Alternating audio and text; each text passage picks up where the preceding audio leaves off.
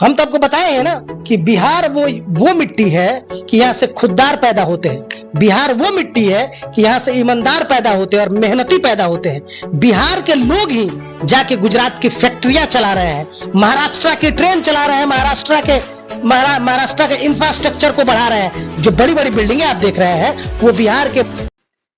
Hi hello नमस्कार आदाब सत श्री अकाल। आप देख रहे हैं नई सुबह न्यूज। मैं आपके साथ अब्बास। दोस्तों बता दूं कि आज मैं एक ऐसे महान शख्सियत से आपको रूबरू कराने वाला हूं। तो सर सबसे पहले तो स्वागत है आपको हमारे चैनल में। बहुत बहुत धन्यवाद और आपका भी मैं स्वागत और अभिनंदन करता हूं। सर सबसे पहले तो छोटा सा आप अपना इंट्रोड्यूस दीजिए हमारे ऑडियंस को कि आप कौन है, कहाँ से हैं और आपका जो अस्तित्व है वो क्या है। देखिए, सदमान अली मेरा नाम हुआ जी और मैं बसपा का प्रदेश का सचिव हूँ और कुचायकोट में पूर्व का प्रत्याशी भी रहा हूँ। घर सदुल्लेपुर पड़ेगा मेरा, जो गोपालगंज विधानसभा में आता है। जी सर, बिहार में आपने बताया कि शिक्षा का लेवल कम है और इस पे अभी किसी नेता का ध्यान नहीं जा रहा है। अभी सारे नेता का ध्यान वोट पे जा रहा है कि हम कैसे, हमारी पार्टी से कैसे आगे निकले। थोड़ा बहुत बच्चे अगर पढ़ लिख ले रहे हैं, 10th कर ले रहे हैं, 12 कर ले रहे हैं, ग्रेजुएशन कर ले रहे हैं, फिर भी उनको जॉब नहीं मिल रहा है सर। उनको जॉब के लिए दूसरे राज्य में जाना पड़ रहा है और जब दूसरे राज्य में जा रहे हैं तो बिहारी कहकर उन्हें लतियाया जा रहा है, गाली दिया जा रहा है, मारा जा रहा है। इस पे क्या आपका विचार है? देखिए, मेरा ये कहना है कि बिहार में चाहे वो लालू यादव की सरकार रही हो, चाहे नीतीश कुमार की सरकार रही हो, दोनों नेताओं ने कभी भी बिहार को उस रास्ते पे नहीं ले गए। बिहार में जब 30 साल 25 साल पहले 26-27 मिल होता था, शुगर मिल। अभी गोपालगंज में 4 शुगर मिल हुआ करता था, लेकिन गोपालगंज में अब 2 शुगर मिल बचा हुआ है। सासा मूसा और हथुआ शुगर मिल बंद हो गया। तो रोजगार का जो जरिया था, जो पहले से डेवलप था, उसको भी ये दोनों सरकारों ने खत्म करने का काम किया है। ये बिहार के लिए दुर्भाग्य का बात है। इतनी उपजाऊ मिट्टी है, इतना यहाँ पे हैंड्स है। एक होता है गुजरात और महाराष्ट्र में बिहार के लोग जाकर वहां का कंपनी चला देते हैं।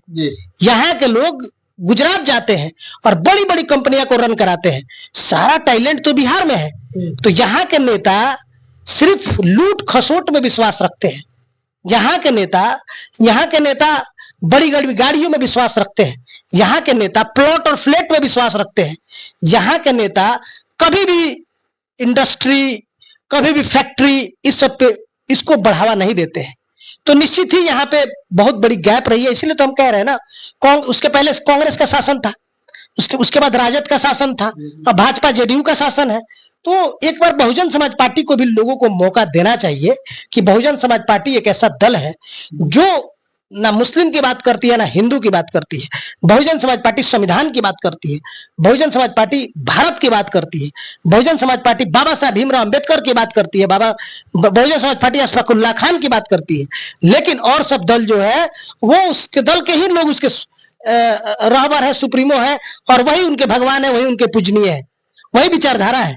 लेकिन बहुजन समाज पार्टी के जो नेता है वो विचारधारा नहीं है।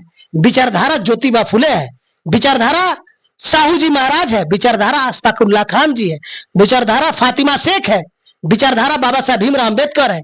इस विचारधारा पे बहुजन समाज पार्टी काम करती है। तो इस विचारधारा में समतामूलक समाज का स्थापना होता है।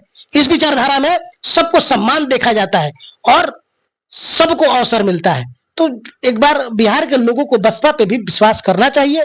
आप लोग देख लिए 30 साल कांग्रेस रही, उधर 20 साल 50 साल, ये जो 3 सरकारें आई बिहार को बर्बाद कर दी। बिहार में एक भी कल कारखाना नहीं लगाने का काम किया। जो कल कारखाना था वो बंद करने का इन्होंने काम किया। तो कहीं ना कहीं ये तो दुर्भाग्य की बात है। लोग तो जा रहे हैं, लोग पेट है तो लोग तो जाएंगे। इसका मतलब कि आपका कहना है कि सर बिहार में अगर फैक्ट्री इंडस्ट्री अगर आ जाए तो बिहार के जो बच्चे हैं पढ़ने के बाद जो Gujarat, out of other state जा रहे हैं जॉब करने के लिए, उनको जाना नहीं पड़ेगा। बिल्कुल बिल्कुल। देखिए, हम तो आपको बताए हैं ना कि बिहार वो मिट्टी है कि यहाँ से खुददार पैदा होते हैं। बिहार वो मिट्टी है कि यहाँ से ईमानदार पैदा होते हैं और मेहनती पैदा होते हैं। बिहार के लोग ही जाके गुजरात की फैक्ट्रियां चला रहे हैं, महाराष्ट्र की ट्रेन चला रहे हैं, महाराष्ट्र के इंफ्रास्ट्रक्चर को बढ़ा रहे हैं। जो बड़ी बड़ी बिल्डिंगें आप देख रहे हैं वो बिहार के मजदूर, बिहार के मिस्त्री, बिहार के इंजीनियरों का देन है। तो जब बिहार के लोग जाके महाराष्ट्र में वहां के इंफ्रास्ट्रक्चर को मजबूत कर सकते हैं, गुजरात का फैक्ट्री चला सकते हैं, दिल्ली को महानगर बना सकते हैं, चेन्नई को डेवलप कर सकते हैं, तो बिहार के लोगों को इस बिहार में अवसर क्यों नहीं सरकार देती है कि इस बिहार को डेवलप करे, बिहार में फैक्ट्री लगे, बिहार में रोजगार है। निश्चित ही बिहार भी आज महाराष्ट्र की तरह, गुजरात की तरह डेवलप होता। लेकिन यहाँ के नेता कभी भी नहीं चाहते हैं, जो ये राजद और जनता दल यूनाइटेड और कांग्रेस की सरकार जो 25-30 साल के बीच में रही है, ये कभी नहीं चाहते हैं कि यहाँ के लोग डेवलप करे, बिहार डेवलप करे। यहाँ तो एक गंडक नदी है, सीमांचल में नदी है, आप जाके देखिए, किशनगंज के एरिया में जाके देखिए, कटाव होता है, गांव का गांव ढह जाता है, लूट खसुट होता है। एक बोरा बालू को पानी में डालने के लिए हजारों हजार रुपया मिलता है। तो ये जो लूट खसोट है, बाढ़ के त्रासदी में भी जो सरकार के कर्मचारी हैं उन फलते फूलते हैं और लोग का घर कट जाता है, लोग को रोजी रोटी नहीं है। तो इस तरह का बात है, इस पे सरकार को भी फोकस करना चाहिए। अगर यहाँ के लोग बहुजन समाज पार्टी को मौका देते हैं तो बहुजन समाज पार्टी निश्चित ही इस पे विचार करेगी और लोगों को रोजगार देने का एक अवसर बनाएगी। अभी हाल ही में चर्चा में है सर, ये आपके जौनिया एक गांव है जो आरा जिला में पड़ता है। कहा गया है कि पानी के बहाव की वजह से कई किलोमीटर गांव दह गया है। यानी कि शुरू से लेकर अभी तक ये बाढ़ के जो पानी है, कटाव का जो स्तर है, ये अभी तक किसी ने रोकथाम नहीं किया। जबकि अलग स्टेट में, अलग कंट्रीज में इससे भी 3 गुना 4 गुना पानी है।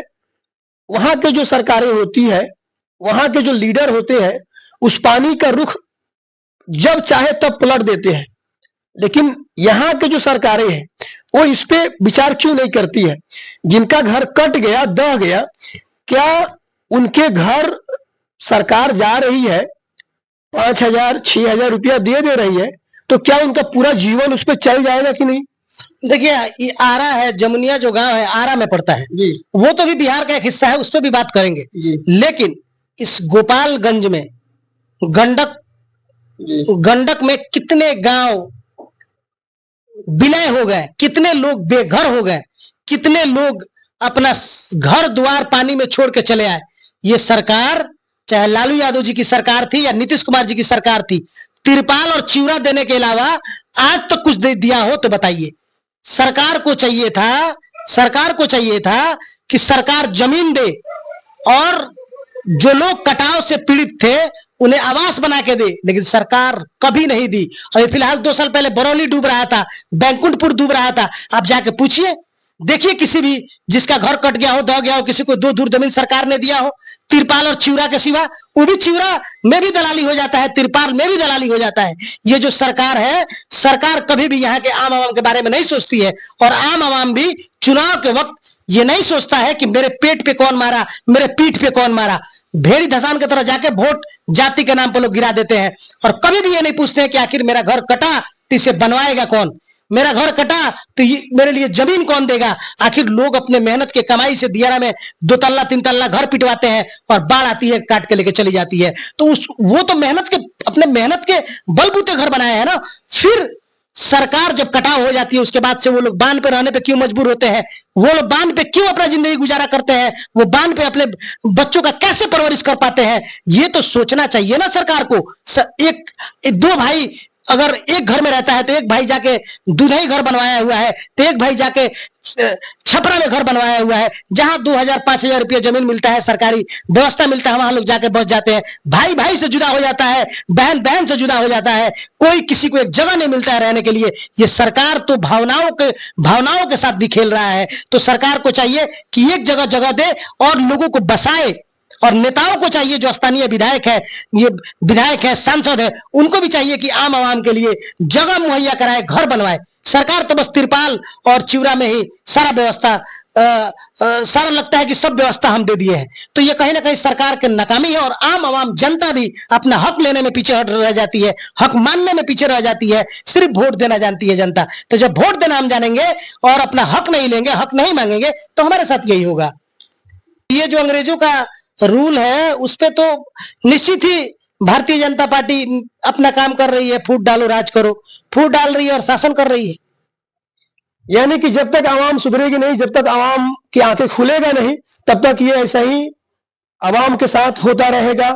बने रहिए हमारे चैनल पे, तब तक के लिए bye, best of luck, have a nice time. जय हिंद, जय भारत।